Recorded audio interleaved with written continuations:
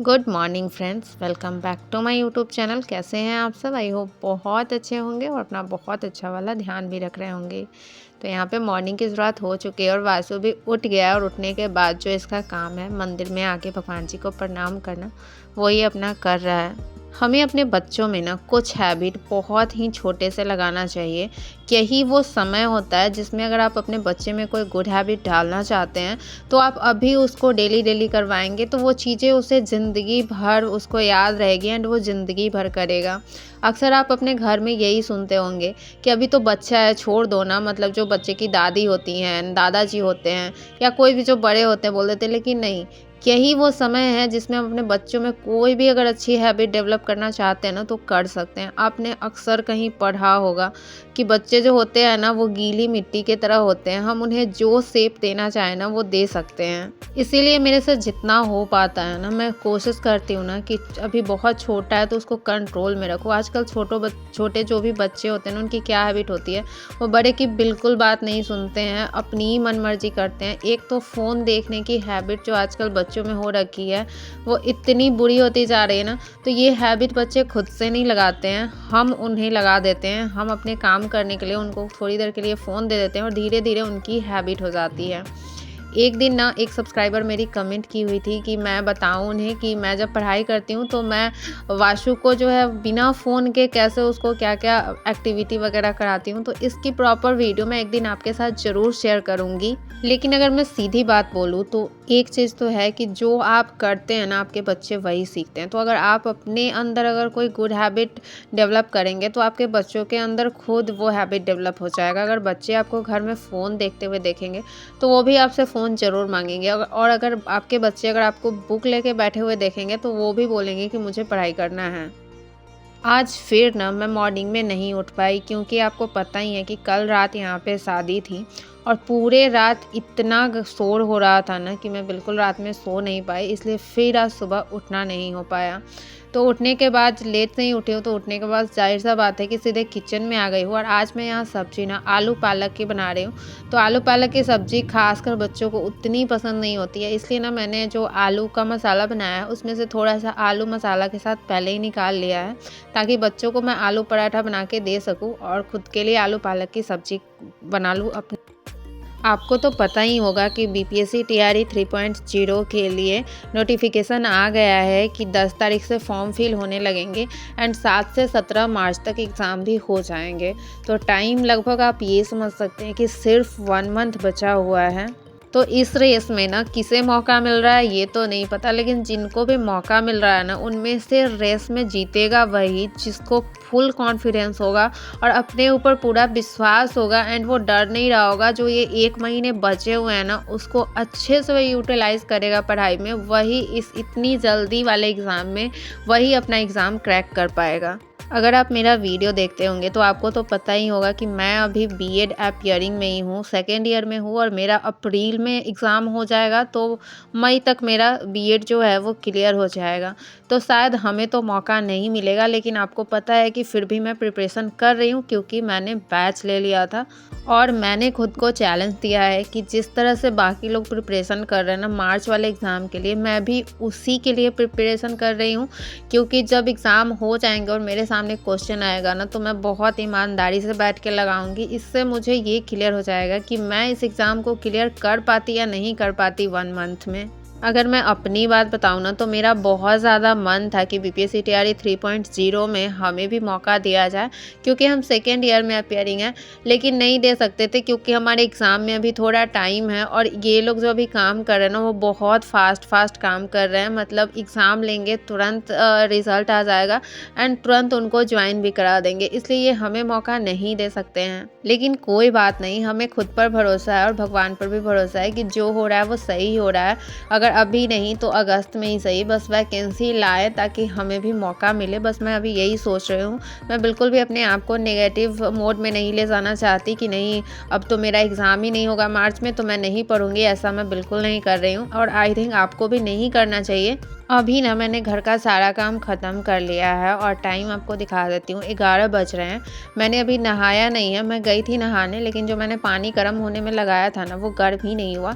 तो मैंने फिर उसको लगा दिया गर्म होने के लिए और सोचा कि थोड़ा टाइम वेस्ट हो जाएगा, इसलिए थोड़ी देर बैठ के पढ़ाई ही कर लेती हूँ। हे फ्रेंड्स, तो मैं अभी बैठ गई हूँ पढ़ाई करने के लिए और अब मैं अपने स्टडी का फर्स्ट स्लॉट अभी स्टार्ट करूँगी और इसमें मैं अभी पढ़ूंगी बायोलॉजी के जितने भी मैं अभी क्लास किए ना, अभी तक मैंने 4 क्लास हो चुके हैं, तो 4 क्लास कर लिए हैं और उसको मैंने अभी तक पढ़े नहीं है। तो इस टाइम ना अभी मैं इसी को सिर्फ पढ़ूंगी बहुत अच्छे से और जो कुछ याद करने वाला पोर्शन होगा तो उसको याद करूंगी। वैसे तो अभी मैं नहाने जा रही थी लेकिन पानी गर्म नहीं हुआ, इसलिए मैं फिर सोची कि नहीं 1 घंटे पहले पढ़ाई कर लेते हैं फिर नहाने जाएंगे, नहीं तो फिर अगर पानी गर्म करने के लिए लगाते और उतना देर रुक जाते तो फिर टाइम वेस्ट हो जाता। ये जो एग्ज़ाम के 1 मंथ बचे हैं ना, उनमें हमें अपना सिलेबस भी कंप्लीट करना है, उसको रिवीजन भी करना है, प्रैक्टिस भी करना है, मतलब सब कुछ करना है। और जो हमने बैच लिया है ना, उसमें सर लोग क्या कर रहे हैं कि अभी लाइव क्लास दे ही नहीं रहे हैं, बल्कि बहुत सारे जैसे मैथ के मैंने देखे हैं अभी, तो बहुत सारा रिकॉर्डेड क्लास डाल दिया गया है। तो वो सारा प्रेशर मतलब ना अब आपके ऊपर है कि आप उस क्लास को कैसे कर पाते हैं, क्योंकि अब तो जैसे लाइव क्लास होती है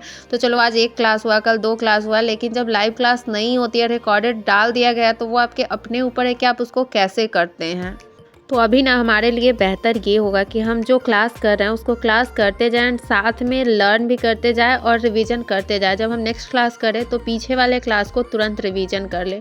यहाँ पे ना मैंने 45 मिनट पढ़ाई किए थे और बायोलॉजी और फिजिक्स के पोर्शन जो भी लिखे हुए थे उसको मैंने याद किया और उसके बाद मैं नहाने चली गई। नहा के मैं ना थोड़ी देर बाहर धूप में बैठ गई हूँ और यहाँ पर मैं NCERT का सार संग्रह लेके बैठी हूँ, जिसमें से मैं पॉलिटिकल साइंस पढ़ने वाली हूँ। आज बहुत दिनों बाद ना मैं धूप में बैठी हूँ। आपको तो पता ही है कि विटामिन डी हमारे शरीर के लिए कितना आवश्यक है और लगभग 80% विटामिन डी ना हमें धूप से मिलता है, जो कि मैं बहुत कम टाइम ले पाती हूँ क्योंकि उतना मौका नहीं मिलता है धूप में बैठने का। तो आज मैं बैठ गई हूँ।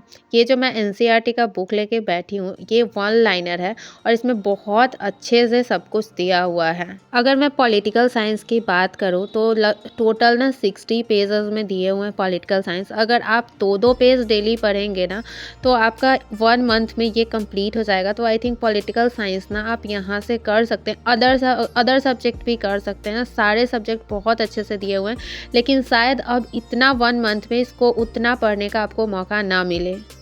मेरे बाहर में ना लगभग 1 बजे तक ही धूप रहता है, तो जब धूप ख़त्म हो गया तो मैं अंदर आ गई थी पढ़ने के लिए और यहाँ पे मैं फ़िज़िक्स का क्लास कर रही हूँ। फ़िज़िक्स के भी बहुत सारे क्लास हो गए हैं। अभी ना बैच में जो है वो सिर्फ साइंस के क्लास लाइव चल रहे हैं, नहीं तो लगभग क्लासेस रिकॉर्डेड ही डाले जा रहे हैं। तो वो अब अपने ही ऊपर है कि हम कैसे टाइम निकाल के उन क्लासेस को करते हैं। यहाँ पे मेरा क्लास कंप्लीट तो नहीं हुआ था, लेकिन तब तक बाहर वासु आ गया था क्योंकि टाइम 2 बज रहे हैं, तो इसलिए मैंने अपना पढ़ाई बंद कर दिया। वासु को मैं ले आई अंदर और अभी से इसको खाना वगैरह देंगे, थोड़ा सा रेस्ट करेंगे इसके साथ और 3 बजे ना इसके टीचर आ जाते हैं। 3 से 5 दोनों बच्चों की ट्यूशन रहती है, तो 2 घंटे ये लोग आराम से बैठते हैं, तो वो टाइम मुझे मिल जाएगा पढ़ने के लिए। इससे पहले वाला जो मैं ब्लॉग डाली थी ना, तो एक सब्सक्राइबर मेरी पूछी कि मैं ससुराल में नहीं रहती हूँ क्या? तो डियर, शादी के बाद तो सबको ससुराल में ही रहना पड़ता है, मायके रह नहीं सकते हैं ना।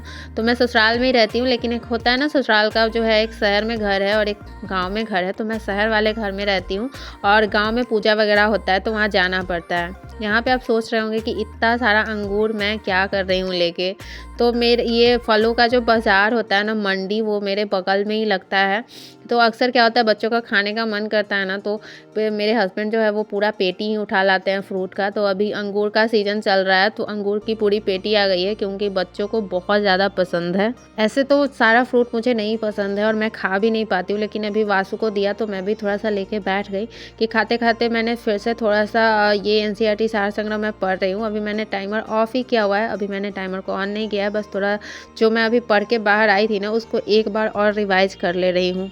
उसके बाद ना मैंने वासु के साथ थोड़ी देर रेस्ट किया और उसके बाद मैं दोबारा से पढ़ने के लिए बैठ गई। यहाँ पे टाइम ना लगभग 3:30 हो रहे हैं, बच्चे अभी ट्यूशन क्लासेस में लगे हुए हैं। तो मैं जो उस टाइम फिजिक्स का क्लास कंप्लीट नहीं हुआ था उसको यहाँ पे मैं पहले कंप्लीट करूँगी। मुझे लगता है कि एग्ज़ाम ना बहुत नज़दीक है, तो हमें ना अपनी सोर्सेज बढ़ाने नहीं चाहिए, सोर्सेज बहुत कम रखें एंड मल्टीपल टाइम रिवीजन करना होगा कि हम जो भी पढ़े उसको मल्टीपल टाइम रिवीजन करें, ताकि हमें जो पढ़ है ना उसका कॉन्सेप्ट हमारे अंदर बहुत क्लियर हो, क्योंकि जब हम नई नई सोर्सेज से पढ़ेंगे ना तो हमारे अंदर बहुत सारा कन्फ्यूजन क्रिएट हो जाएगा और हमें जो है वो क्वेश्चन लगाने में बहुत प्रॉब्लम होगी। यहाँ पे ना जब तक मैंने फिजिक्स का एक क्लास कंप्लीट किया तब तक ना सर ने दूसरा क्लास भी अपलोड कर दिया था, तो फिर मैंने वो दूसरा क्लास भी थोड़ा सा ही किया और उसके बाद मैंने पढ़ाई बंद कर दिया अपना। टाइम आप देख सकते हैं 5:30 हो गया था। 5:30 में मैंने अपना पढ़ाई बंद कर दिया, क्योंकि कपड़े मैंने डाले हुए थे फूलने के लिए, तो कपड़े धोना था। और कपड़े धोने के बाद ना मैंने शाम का नाश्ता बनाया। नाश्ते में मैंने चूड़ा, मूंगफली और मखाना डाल के भूजा बनाया था, और रात के खाने में मैंने दाल चावल बनाया था।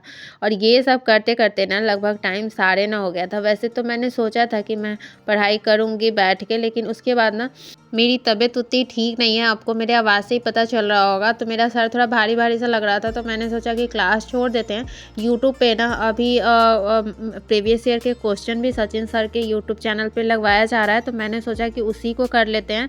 साइंस के MCQ के ना लगभग 3 घंटे के क्लास थे, तो मैंने सोचा कि अभी ना बिछावन पे ही सो के उसी को कर लेते हैं। तो आपको पता ही है कि मैं नॉर्मल स्पीड पे वीडियो नहीं देखती हूँ, मैं थोड़ा सा फास्ट कर लेती हूँ। तो देखते हैं जितना देर टाइम लगेगा इसको देखने में, एंड उसके बाद मैं वीडियो एडिट करूँगी और उसके बाद मैं सो जाऊँगी। तो आज के लिए बस इतना ही। आज का वीडियो मैं यहीं पे एंड करूँगी। ये था मेरे पूरे दिन का रूटीन जो कि मैंने आपके साथ शेयर किया। तो आज का वीडियो कैसा लगा कमेंट में ज़रूर बताइएगा। आपके एक कमेंट से ना बहुत ज़्यादा मुझे मोटिवेशन मिलता है। और यदि चैनल पे पहली बार विजिट कर रहे हैं तो प्लीज़ चैनल को सब्सक्राइब कर लीजिएगा। मिलते हैं आपसे फिर नेक्स्ट वीडियो में कुछ नई बातों के साथ, कुछ नई एनर्जी के साथ। तब तक के लिए बाय बाय।